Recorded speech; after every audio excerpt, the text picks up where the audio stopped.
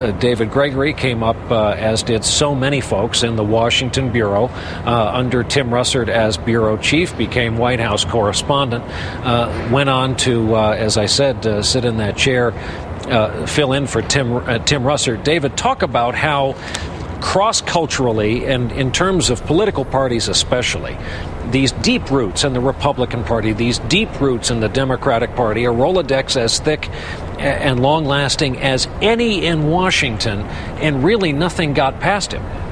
Well, it was extraordinary just how connected he was all across this town, across the parties, with a reputation that was sterling for toughness, for fairness, and for having a platform on his program, as you've said many times already here, that was considered the place to appear if you were a politician in this town, in this country.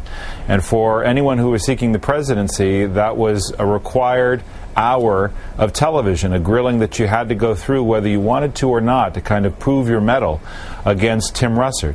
And as the primaries unfolded in this incredible election year, he had everybody on and put a great deal of pressure on everybody to come on.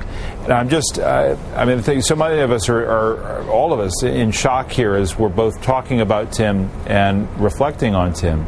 And I've gotten on my BlackBerry statements or well wishes from executives at the Nationals baseball team, and now, as I alluded to just a couple of minutes ago, a statement from the president, who is traveling in Europe. He's in Paris, and I'll read the statement by the president.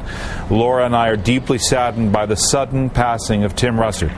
Those of us who knew and worked with Tim, his many friends, and the millions of Americans who loyally followed his career on the air will all miss him.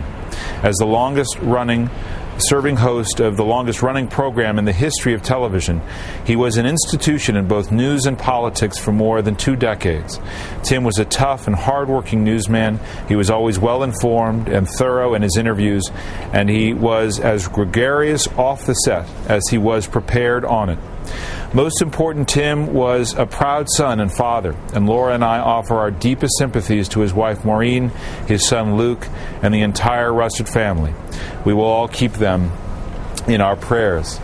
And Brian, Tim went to his share of state dinners at the White House over the years, but I think what he enjoyed most was when he brought Luke down to the White House to meet the president, to spend time in the Oval Office, and all presidents would be so gracious with Tim and with Luke and show them around. But there were some events that President Bush would gather these Hall of Fame baseball players, and Tim would regale me with the stories of being part of that gathering and getting the interviews and being with all of these great players and allowing Luke to have that access. That just gave him so much pleasure.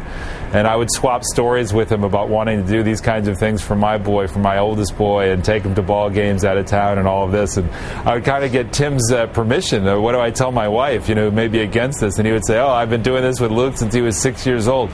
He just had so much joy about all of that. And just one other personal indulgence, and I think Andrea would share this as well, or other people in this bureau. He called me within a couple of hours